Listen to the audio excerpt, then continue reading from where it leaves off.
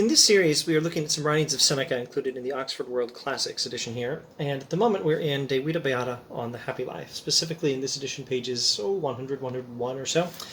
And in this passage of the text, Seneca talks about the person who is not virtuous but is on the way to virtue. He's giving advice for the person who is trying to become virtuous, and he's portraying himself as very much in that category. Let's see what he says. For the present, I give you this reply.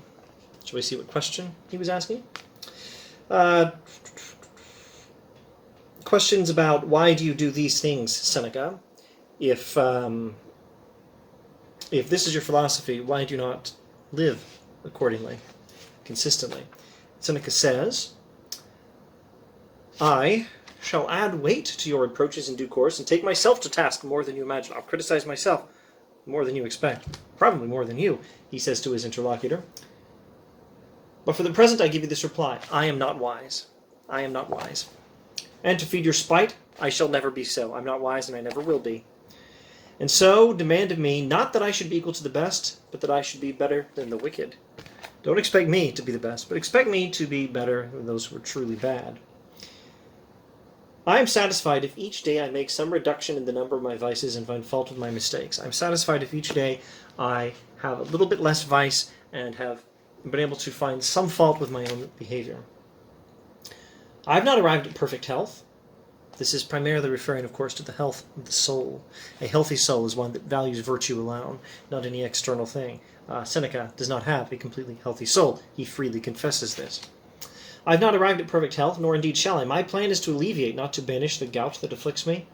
And I am content if its visits are less frequent and its pains less severe. He is content if he can be gradually becoming more spiritually healthy. He's not spiritually healthy yet. I do not say these things on my own behalf, for I am sunk in vices of every kind, but on behalf of the man who actually has some achievement to his credit. Again, the interlocutor might say, you walk one way, but you live another. Seneca replies, you creatures full of spite, you loathe all men of quality. This was the criticism launched at Plato, yes, and at Epicurus, and at Zeno, too. Now, this is Zeno. This would be not the Zeno of Zeno's Paradox, but Zeno the Stoic. Zeno of Zeno's Paradox, the pre-Socratic philosopher, he is a different character from Zeno, the Stoic philosopher, a bit later. This was the criticism that you don't live according to your teachings, a criticism creatures full of spite who loathe all men of quality have made against Plato, Epicurus, and Zeno the Stoic. For they all described not how they lived their own lives, but how they ought to live them. They all described how they ought to live, not how they lived their own lives. The ethical philosopher, the moral philosopher, is not describing himself as a paragon of virtue. I don't know that I've ever seen that. It's certainly unusual. What I see all the time is the moral philosopher describing how we ought to live. The moral philosopher presents the standard. It's very unusual, and I don't think I've ever even seen it, for the moral philosopher to say, I have achieved that standard. No, the moral philosopher is describing a standard that normally he doesn't live up to. I speak of virtue, not of myself, and my abuse is directed at vices, especially at my own. I speak of virtue, not of myself. My abuse is directed at vices, especially at my own. That's great. Let's just stop there. Seneca is not wise and isn't expecting to be. He is making progress. He's on the way towards virtue. He will criticize his own vices more strongly than anyone else.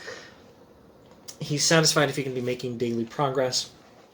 And he is speaking of virtue, or if you prefer, he is speaking of a virtuous person.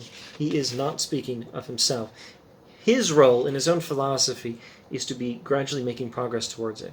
His role is not that of one who has achieved the standard that his philosophy sets forth.